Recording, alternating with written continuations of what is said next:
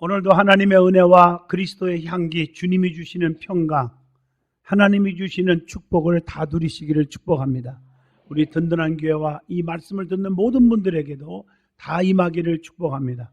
히브리서 11장 5절로 6절을 통해서 하나님을 기쁘시게 하자 하는 제목으로 함께 은혜 받는 시간 되기를 바랍니다. 성도는 주님을, 하나님을 기쁘시게 해 드려야 합니다. 하나님께서 천지를 창조하셨고 사람을 만드신 근본 목적이 사람을 통해서 하나님을 영화롭게 하여 하나님께서 영광을 받는 것입니다. 그래서 오직 영광을 하나님께만 돌려야 될 줄로 믿습니다.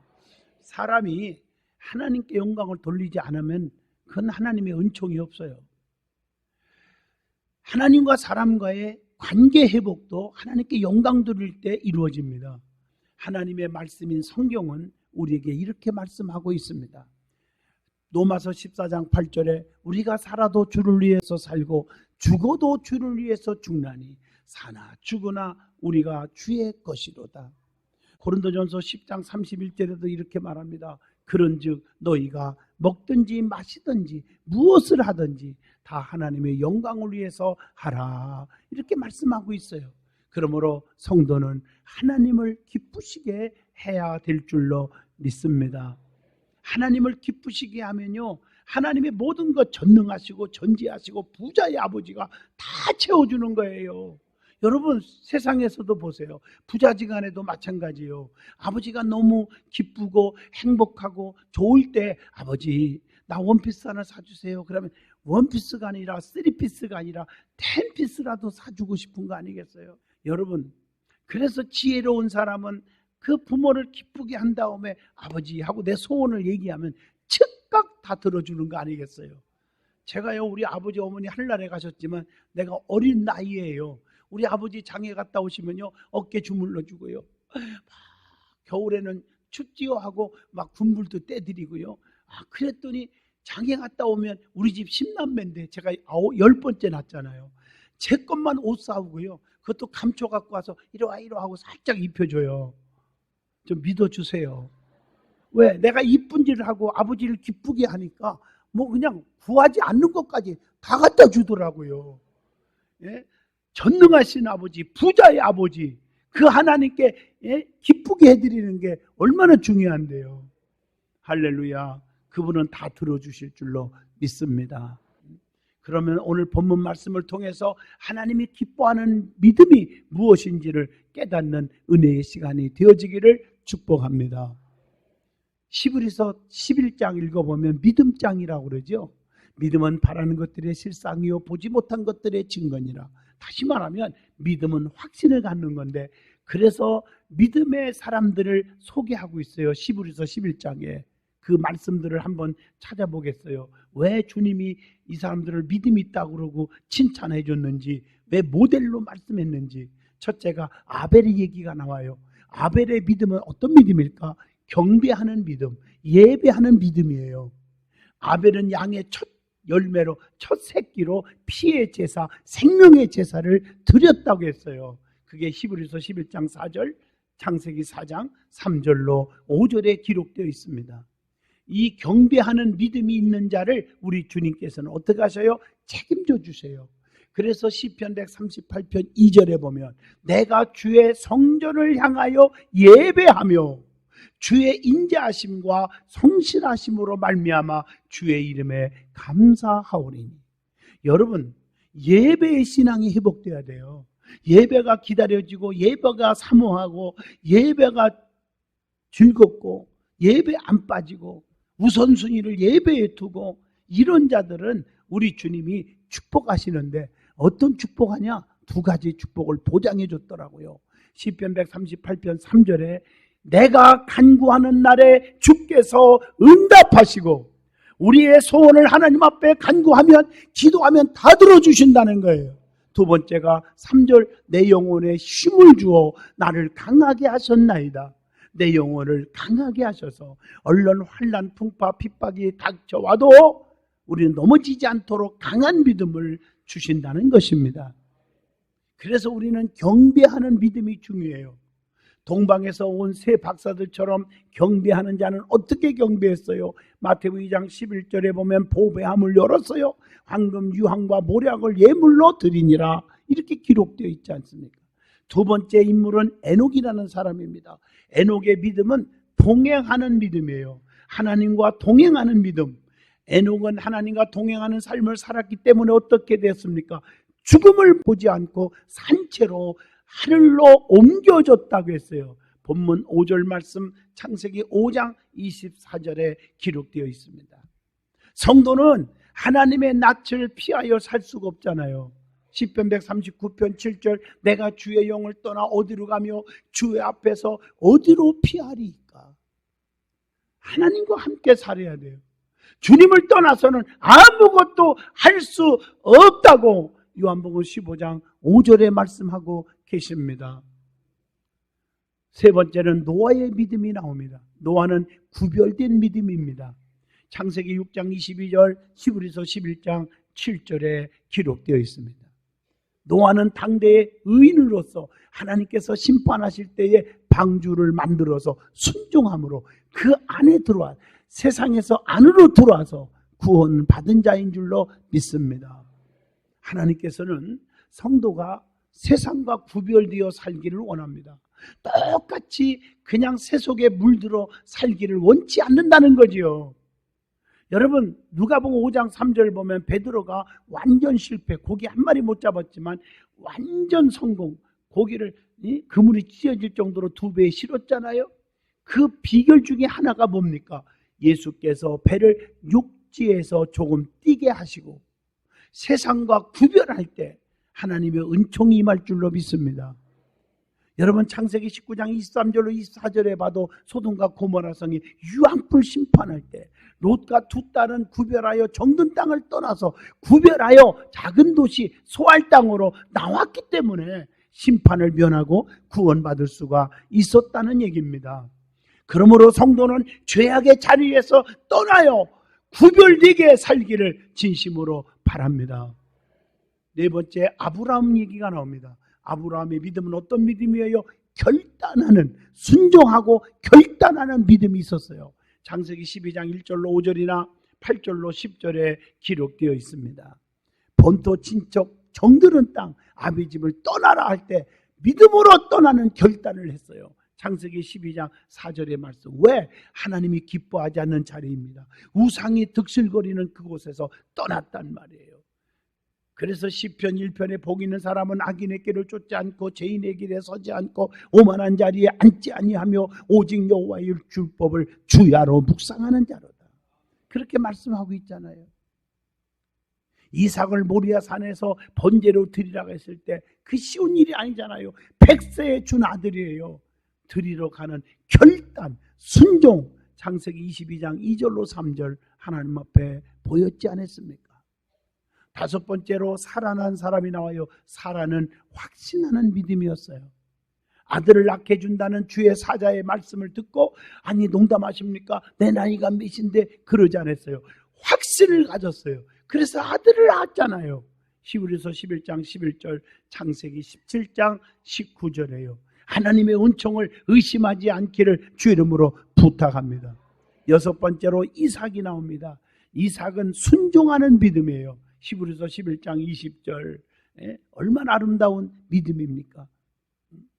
일곱 번째 야곱은 믿음의 욕심을 가진 믿음이에요. 히브리서 11장 21절. 여러분 천국은 침노하는 자의 것이래요. 여러분 영적인 것은 욕심을 가지시기를 주 이름으로 부탁합니다.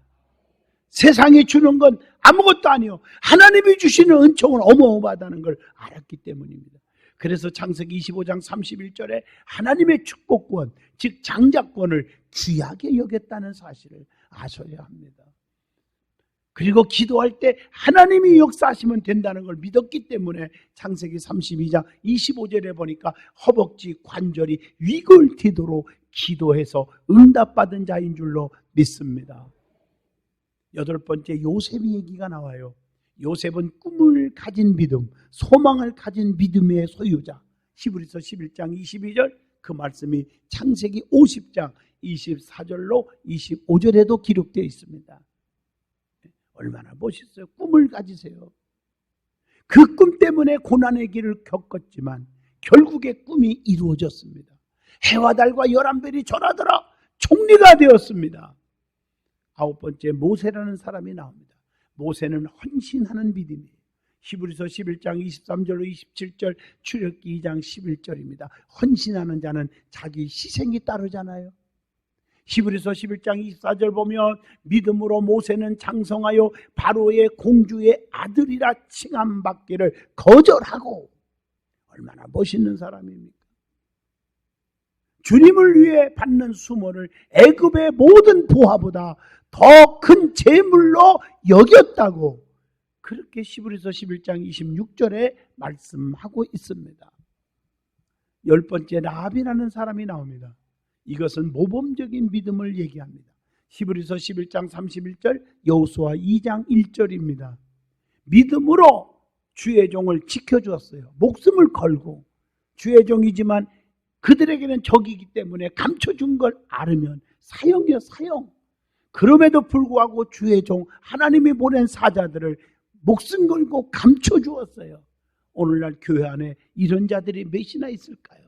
조금만 허물 보면 들춰내기를 좋아하지만 감춰주려고 하는 사람이 몇이나 있을까요? 하나님은 그것으로 인하여 붉은 줄을 내걸어 심판할 때에 그의 가족 모두를 다 살려주셨어요. 구원하신 줄로 믿습니다. 지금까지 말씀드린 히브리서 11장에 나오는 믿음의 선진들 보세요. 하나님을 기쁘시게 하는 믿음을 가진 자들이에요. 그래서 주님을 너무너무 사랑했던 자들이라 하나님의 은총이 임한 줄로 믿습니다.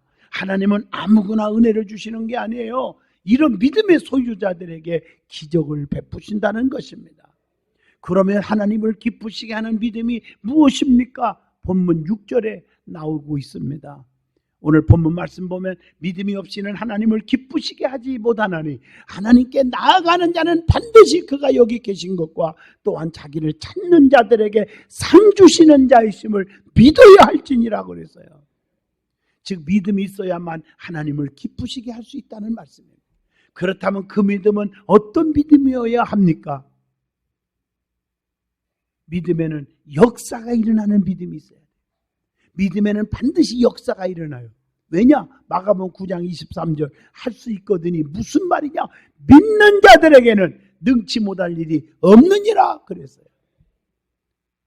그래서 성경 마태복음 17장 20절 보면 겨자씨만한 조그만한 믿음이 진짜 있어도 산을 바다로 옮길 수 있는 기적을 이룬다고 말하고 있습니다. 얼마나 멋있어요. 믿음의 방패로서 악한 자의 모든 불화살을 소멸시킬 수 있다고 에베소 6장 16절에 말씀하고 계십니다. 악의 세력을 믿음만 있으면 물리치는 거예요. 마귀의 세력을 멸할 수가 있다고 히브리서 11장 33절, 에베소 6장 16절에 말씀하고 있는 줄로 믿습니다. 그래서 우리는 믿음으로 살아야 된다. 마태복음 21장 22절, 너희가 기도할 때에 무엇이든지 믿고 구하는 것은 다 받으리라.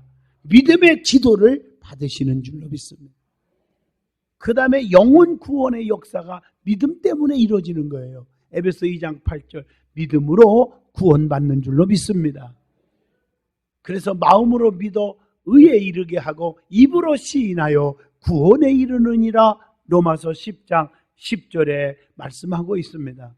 그래서 요한복음 5장 24절에 내 말을 듣고 또 나 보내신 이를 즉 예수를 믿는 자는 영생을 얻었고 심판에 이르지 아니하나니 사망에서 생명으로 옮겨졌느니라 말씀하고 계십니다.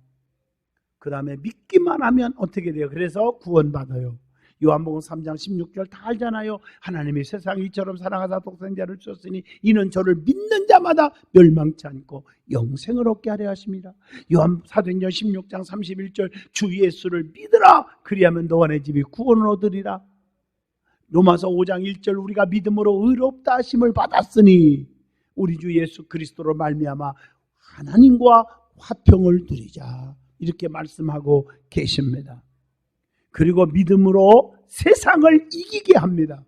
요한일서 5장 4절 여러분, 하나님께로부터 난 자마다 세상을 이기느니라. 세상을 이기는 승리는 이것이니 우리의 믿음이니라 말씀합니다.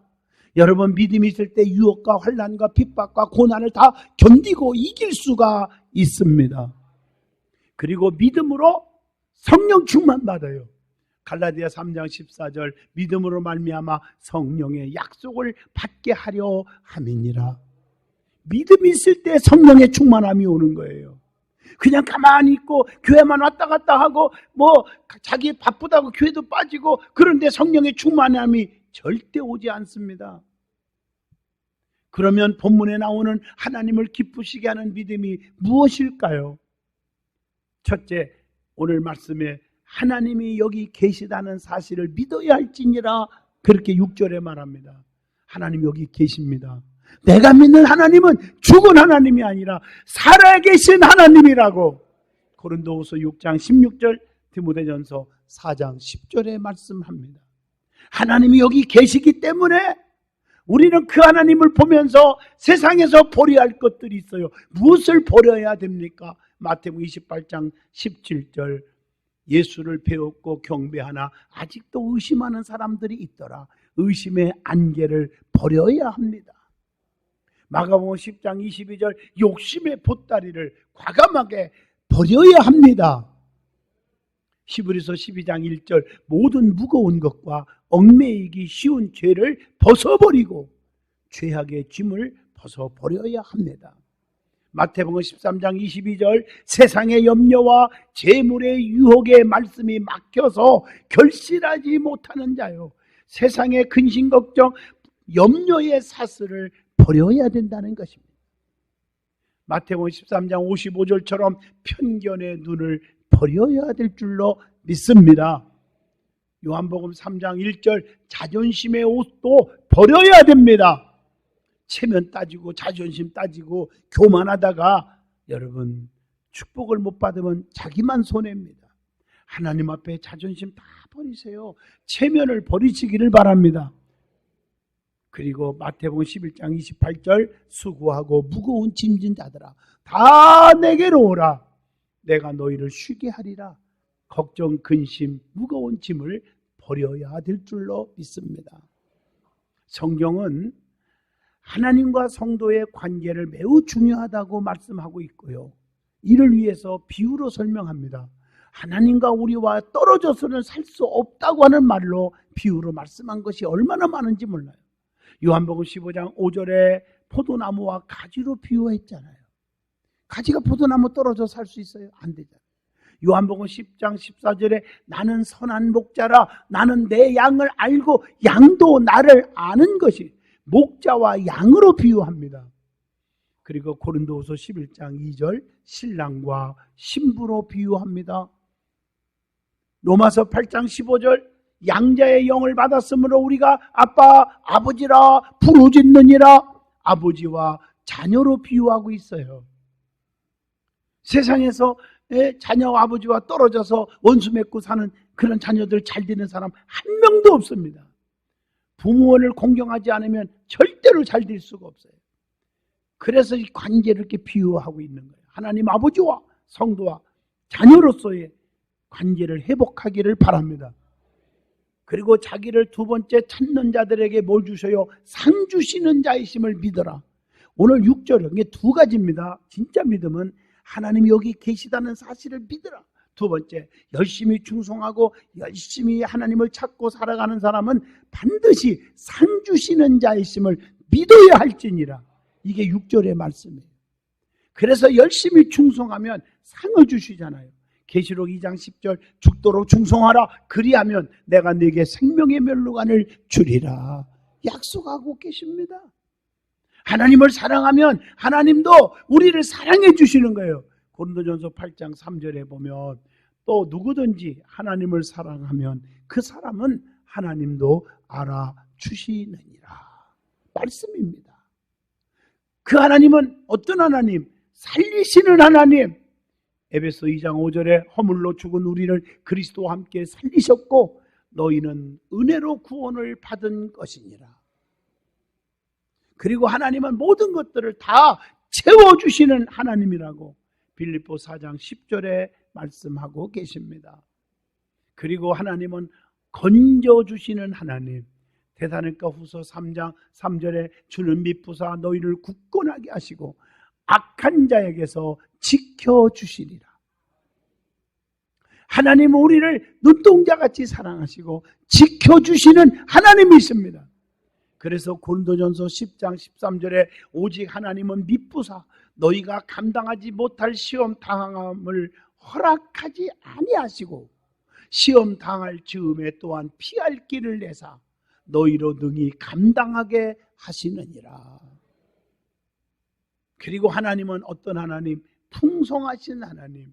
에베소 2장 4절에 긍휼이 풍성하신 하나님이 우리를 사랑하신 그 큰 사랑을 인하여 이렇게 표현하고 있잖아요. 그리고 하나님은 평강을 주시는 하나님. 빌립보 4장 9절에 너희는 내게 배우고 받고 듣고 본바를 행하라. 그리하면 평강의 하나님이 너희와 함께 계시리라. 약속하고 계십니다. 그리고 우리 하나님은 모든 것을 다 하실 수 있는 전능하신 하나님이십니다. 그래서 마태복음 19장 26절에 사람으로는 할 수 없으나 하나님으로서는 다 하실 수 있느니라. 인간들이 어려운 환경에 처하고 어떤 그 막바지에 어려움에 딱 닥칠 때 사람을 찾아가고 막 그러고 안 되니까 삶을 포기하고 아주 잘못된 죄를 짓는 경우가 있잖아요. 그러나 사람이 할 수 없는 모든 것들은 하나님은 다 하실 수 있다고 말씀하고 계시지 않습니까? 그 하나님께 맡기고 그분을 의지하고 그 하나님의 능력을 믿고 나아가는 자에게는 반드시 표적이 따릅니다. 결론입니다. 성도는 오직 하나님께만 영광을 돌리며 하나님을 기쁘시게 해드려야 합니다. 그럴 때 하나님께서 우리를 책임져 주시는 것입니다. 우리는 날마다 하나님의 도우심 속에서 살아가고 있습니다. 그 하나님의 은혜는 평생 갚아도 갚을 길이 없는 은혜입니다. 그렇기 때문에 우리는 하나님께 보답하는 삶을 살아야 됩니다. 불평 불만이 아니라 감사가 넘쳐야 됩니다. 그분께서 기뻐하시는 일만 찾아서 해야 될 줄로 믿습니다. 그러면 하나님께서 우리에게 뭘 주셔요? 능력을 주시고 면류관을 주시는 거예요. 디모데후서 4장 8절에 보면 이제후로는 나를 위하여 의의 면류관이 예비되었으므로 주 곧 의로우신 재판장이 그날에 내게 주실 것이며 내게만 아니라 주의 나타나심을 사모하는 모든 자에게니라. 이렇게 말씀합니다. 사랑하는 성도 여러분, 하나님께서는 우리에게 하나님의 자녀되는 권세를 주시고 있지 않습니까? 요한복음 1장 12절에 영접하는 자 곧 그 이름을 믿는 자들에게는 하나님의 자녀가 되는 권세를 주셨으니 그렇게 말씀합니다.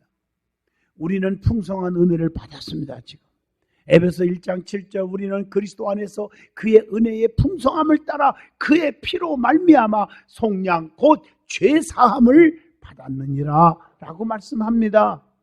그러므로 오직 하나님께 영광을 돌리고 하나님께서 기뻐하시는 일을 행함으로 축복받는 삶을 사셔야 될 줄로 믿습니다. 그래서 우리는 오직 영광 하나님께, 우리의 삶의 전체가 하나님의 영광을 위한 삶으로 바꿔줘야 합니다. 그러면 그분은 전능하시고 전지하시고 무소부재하신 하나님이 다 책임져 주실 거예요. 보장해 주실 것입니다. 여러분의 가정과 사업과 직장과 자녀들, 여러분들의 믿음 다 책임져 주실 거예요. 우리 든든한 성도들 다 되시기를 진심으로 축복합니다.